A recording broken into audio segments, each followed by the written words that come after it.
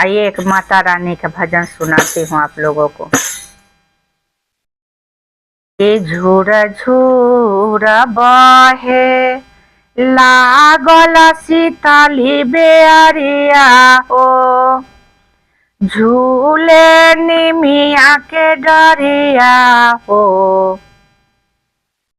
ए मैया हो गम के लागल बगी या के फूल त महम मैया बगिया न लागे हो।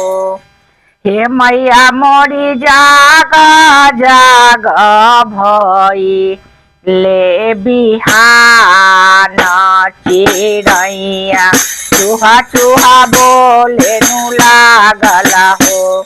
हे मैया मोरी जागी जागी भइले बिहान चिड़ैया चूहा चूहा बोले नु लागल हो। सबे भागतवा रउआ आइले दुआरिया हो। हे मैया छेकले दुआरिया हो। हे मैया मोरी लागल मन में हमारा बाराया दर्शनवा मैया दे न देहु हे।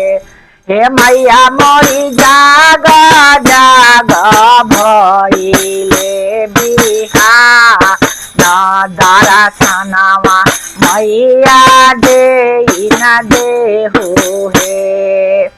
बारा दूर से आइली मैया सारा लगाई के हो। ए मैया दुआरा तोहरे हो। ए मैया मोरी देवी दीना हमके दर्शनवा सपनवा मैया पूरा करे हो।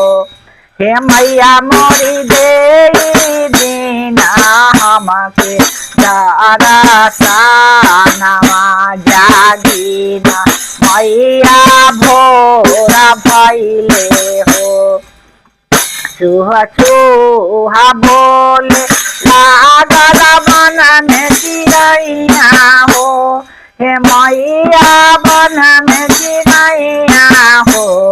हे मैया मोरी उठा उठा भई हे बिहान